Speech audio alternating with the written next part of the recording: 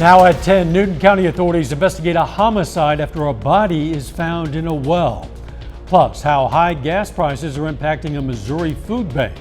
And a local restaurant is donating part of its sales to support the families of fallen Joplin police officers. 4 states' most watched news. Newton County investigators recover a body during a missing person investigation. This is KOAM News at 10. Authorities say they received a tip about a body found in a well on a property near Seneca. This morning they found that body about 40 feet down in the well but could not recover it, so they brought in an excavator and an auger to recover the body. They have not positively identified the body yet but believe it to be a male and a victim of a recent crime. Checking in with Doug Heddy for a first look at the weather. Well, it turned out to be a great Wednesday for us today. Plenty of sunshine all day long. Temperatures fantastic. Mid-70s, a little breezy, but not too bad. Kind of a chilly start at 47 during the morning hours. Had sunshine all day, but now we're getting those mid and upper level clouds increasing. Look at the thunderstorms to the west of Wichita, all the way down through the panhandles of Oklahoma and Texas. These are heading toward us. Now, they're a long ways away. They're about 550 miles away. So they're not going to get here until morning, but we are going to get scattered thunderstorms by the time the sun comes up for us tomorrow. Temperatures sitting kind of 60, 62, 63 degrees. We still have those southerly winds. This will keep our temperatures up as we go through the overnight hours.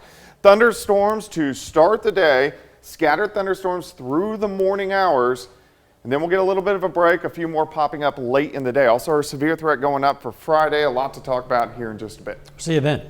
Missouri has recovered 95% of jobs lost during the pandemic, and Joplin is one of a few cities leading the recovery in the state. According to the Missouri State Chamber, some areas of the state's economy have grown above pre-pandemic levels. The latest quarterly economic report from the state shows Joplin's unemployment rate is at just 2.25%.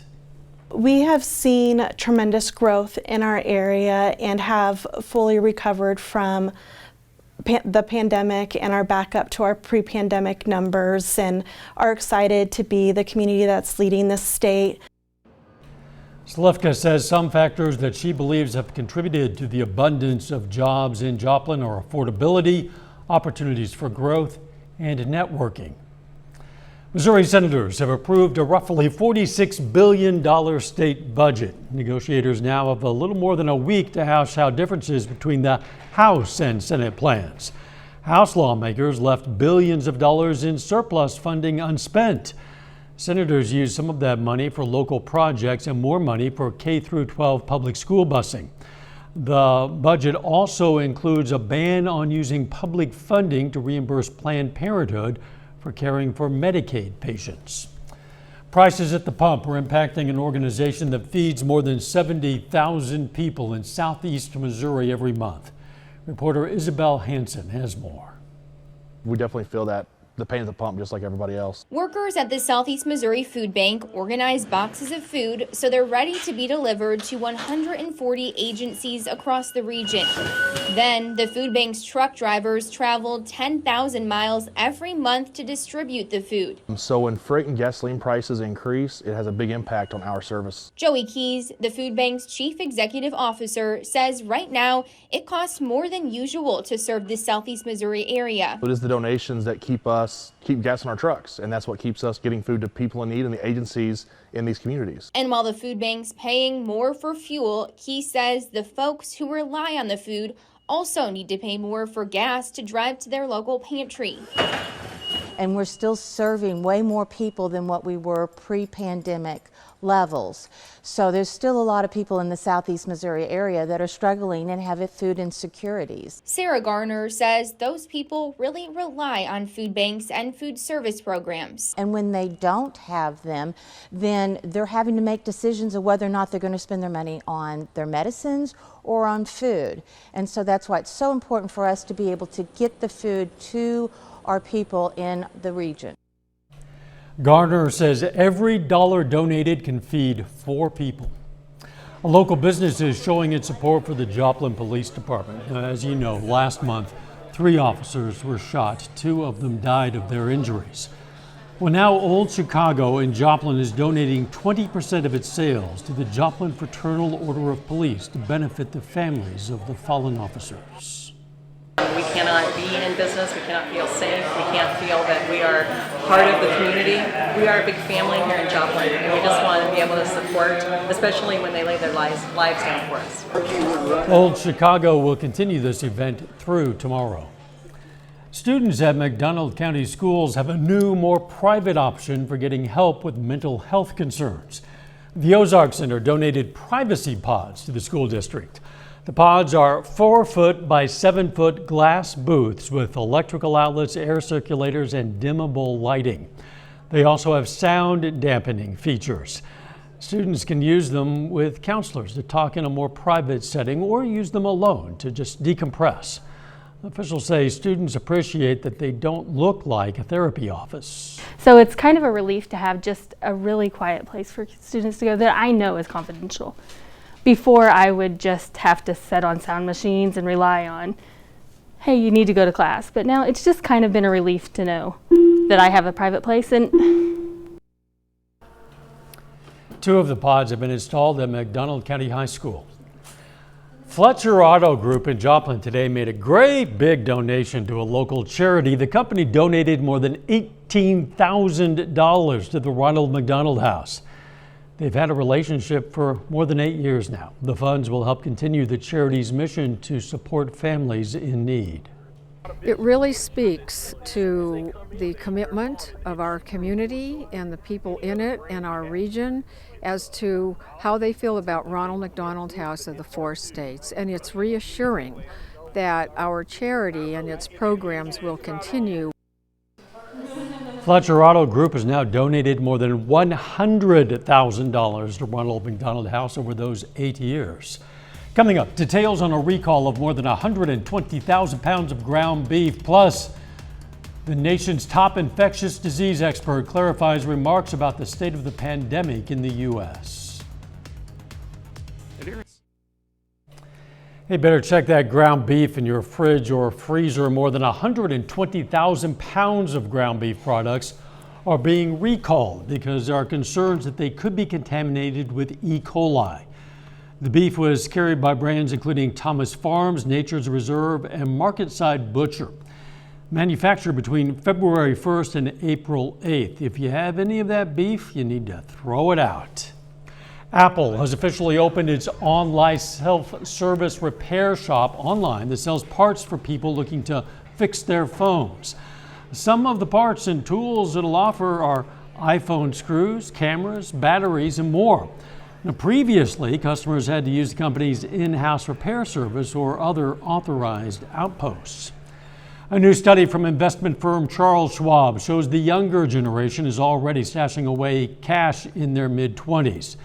It also shows millennials have more money in their 401ks than Gen Xers did at the same age. The reason, in part, they do not expect to get pension plans. The CDC says the pace of new COVID-19 hospitalizations is likely to increase nationwide in the coming weeks, even as the nation's top infectious disease expert says the United States is in a new phase when it comes to the virus. Anthony Pura reports. The nation's top infectious disease expert is trying to clarify remarks he made about the pandemic. We are certainly right now in this country out of the pandemic phase.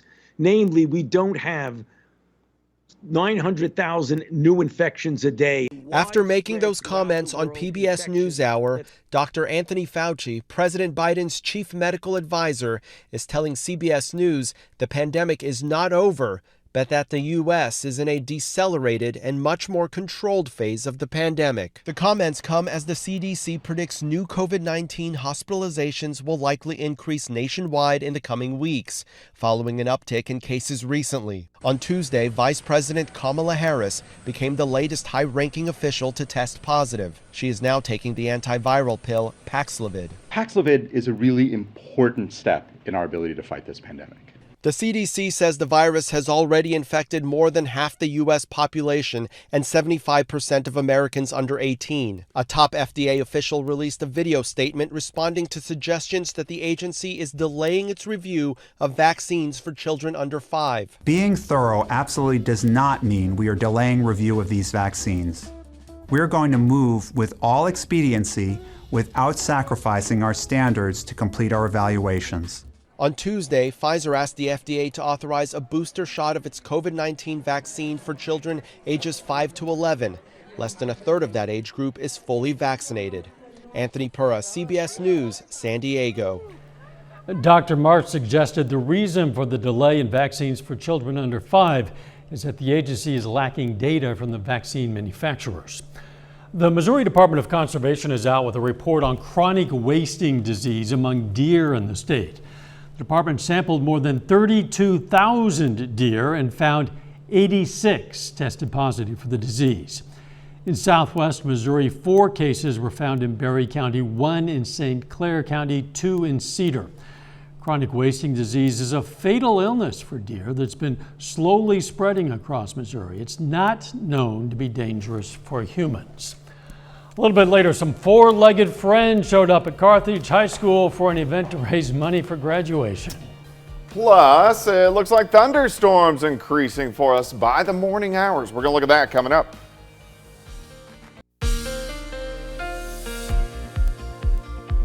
It definitely turned out to be a fantastic Wednesday for us today. Temperatures great, mid-70s. Was a little breezy, but not too bad. But overall, just a really good day. We started to get some mid and upper level clouds in here during the evening hours. Great shot, Indigo Sky Casino and Resort. Of course, Indigo's just outside of Seneca, Missouri, right on the west side. Looks pretty good, nice live shot. Allergies, it's spring. Allergies are always high, no exception today, an 8 out of 10. Tomorrow, 9 out of 10, especially the tree allergies, pollen, of course. But once we get some widespread rain, those will briefly drop. Mid-60s yesterday, chilly start mid-70s for us today. So it actually turned out to be a really good day. Temps across the board right now, anywhere from 55 in Stockton to about 64. And independent southerly winds will keep our temperatures up for us tonight. Still south wind at about 10 to 15 gusts, 20-ish. So it's not windy, it's breezy. It's going to be windy, though, by the time we head into the daytime hours tomorrow. 62 south winds, 5 to 10. Humidity is at 48%. Clouds have been increasing, and you can see the thicker clouds in our western counties. These are due to thunderstorms just to the west of Wichita. Some of these have been strong, low-grade, severe, but they are heading toward us. Not expecting anything strong or severe, but could get a little bit on the loud side by the time we head into the morning hours. Weak wave causing those. Right behind it, our next storm system, which will affect us Friday night. All right, let's go hour by hour. Let's move into 7 a.m. See the thunderstorms starting to pop up. Pretty good batch rolling through. Hit and miss, though, so not everybody's going to get the rain. Through the morning hours, we kind of clear out during the afternoon. As a warm front rolls in during the evening hours, we'll have additional showers and thunderstorms that are going to pop up. Again, not too strong, not severe. 57 to start, 68 by noon, high temp is 73. The evening storms, the ones that do pop up, will be a little bit stronger, so they'll try to push that severe limit. Scattered thunderstorms tomorrow night, mainly to our north near Kansas City. We warm up. Very windy, temperatures press 80 by Friday afternoon. But look what's happening.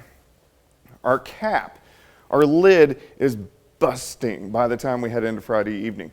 Scattered thunderstorms will explode across central Kansas, and then they're going to head in. Timing on when they get into our western counties could be as early as 9 p.m., could be as late as midnight.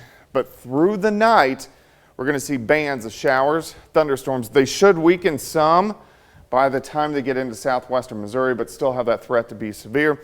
Highest threat in southeastern Kansas. So we're going to go timing 9 to 10 p.m. all through the night till about 5 o'clock in the morning. All the threats I have low right now. I do expect I will raise some of those threats by tomorrow. Let's hope not. We'll just keep our eyes on it over the next couple days. 73 tomorrow, 77 on Friday. Morning thunderstorms Saturday, but the bulk of the weekend looks pretty good. Thunderstorms back in on Monday. All right, I know you'll keep us informed as always. Absolutely. Thanks, Doug. Hey, don't forget you can be the first to know about the day's weather with the Koam Skywatch weather app. You can get those severe weather updates sent straight to your phone, and it is free of charge. It's in the Apple App Store, the Google Play Store. It's the Koam Skywatch weather app. Basketball games can get a bit wild at times, but might not have ever seen a game quite like this. Maybe you have, but it would be kind of rare. Carthage High School hosted what's called donkey basketball. It's pretty simple to follow. It's similar to regular basketball, but the players, as you see, are riding on donkeys. The money raised from the event will go toward the Carthage Project Graduation 2022. Still ahead, Pitt State baseball hits the field for their final home game of the regular season, plus a story of determination for a Cherryvale High School softball player. Jacob Leonard has that amazing story and more up next.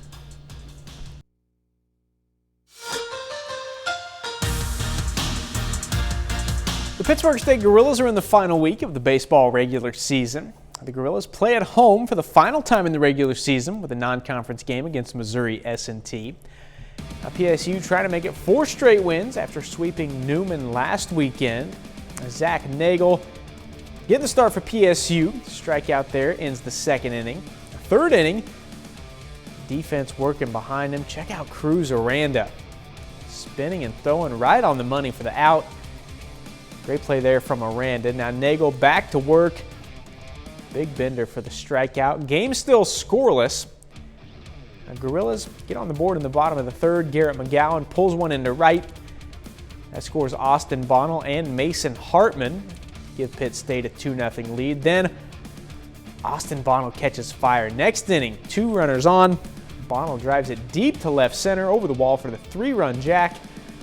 Makes it 6-2 Gorillas, but again in the 6th, Bonnell up.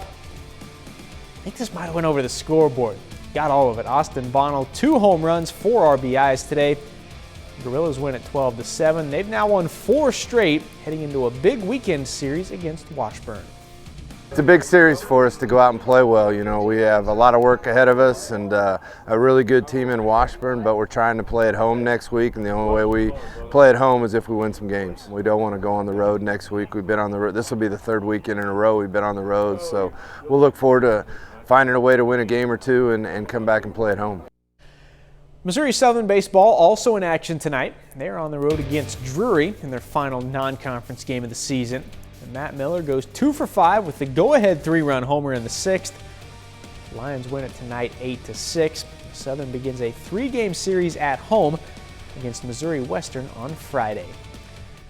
Well, Cherryvale softball player Carly Myers has to play the game a little differently than most, but she spent her whole life working and adapting and still finds a way to help her team. Our own Danny Terzer has the story.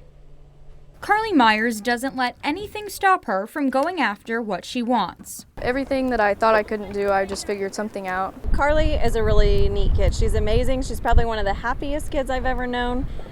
What she's able to do, even with the limitations that she has, is truly amazing. I shouldn't even say limited, to be honest with you, because it doesn't seem to limit her that much. I choke up a little bit towards the middle so that I have more control, because over down here it's not as easy to control, and I just swing like that.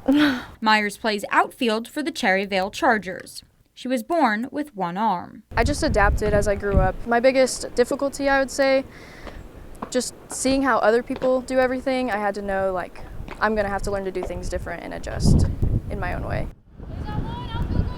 There was one trial and error where I would catch the ball and toss it up in the air a little bit and throw my glove down on the ground and then catch the ball and throw it. But one time when I was going to do that, the ball came back and hit me in the face. So I never did that again. So it was time to adapt. She has it timed where she can catch a fly ball, drop the glove, and immediately make the throw in that. It's truly amazing to watch. It's not always easy, but Myers says staying positive is just part of her personality. She's out there, she's trying every day, she's doing anything that's being asked. She always has a smile on her face. She truly is positive. I just tell myself to try again, like, you'll do better next time. I definitely think I could improve more, there's always room for improvement, but yeah, I'm pretty proud of myself. In Cherryvale, Danny Terzer, KOAM Sports. The Myers and the Chargers will be back on the field on Friday night against Eureka. Well, the Pittsburgh High School girls soccer team picked up its first win in program history last night, beating Macaulay Catholic 3-0. Now, the team is in just its second season of competition, features players from both Pittsburgh and Frontenac high schools. Now, here's the team today on getting over the hump and getting their first ever victory. It was like a feeling that was like unexplainable. I can't really put into words because, you know, working so hard for this program and then working so hard for a win and seeing it finally happen was just like a surreal moment. I hope that, you know, what they played like and what they felt after the win, I hope that carries over into future games. I hope they can just kind of take that with them and build on it. And that's it for sports. We're back with more news after this. The present. Take time now to honor a local veteran. Lloyd Smith served in the U.S. Navy from 1943 to 46. The Girard, Kansas native was stationed in New Guinea in the Philippines, and we salute Seaman First Class Lloyd Smith, a four-state hero. Mexico welcomes this. It's a life-size replica of Vatican's Sistine Chapel in Mexico City. The replica is made up of thousands of high-resolution pictures arranged in equal proportions to the original building of the Vatican. More than 150,000 people visited the exhibit in its first week. Local media say Mexico City's authorities hope to draw 1 million visitors while the replica is in for 3 weeks. Impressive sight for sure. Absolutely. We have some storm chances in the days ahead. We do, by morning. Scattered showers and thunderstorms. These are going to be hit and miss, so not everybody's going to get the thunderstorms. And then partly sunny during the afternoon, a few more popping up tomorrow evening. Our biggest severe threat by far moves in Friday night. Final sports note. Webb City Baseball lost a heartbreaker tonight against the second-ranked Nixa Eagles. They were up 9-6. Nixa came back to win 11-9. Thanks for joining us. Don't forget the morning show starts at 5 a.m. and let's make it a great tomorrow.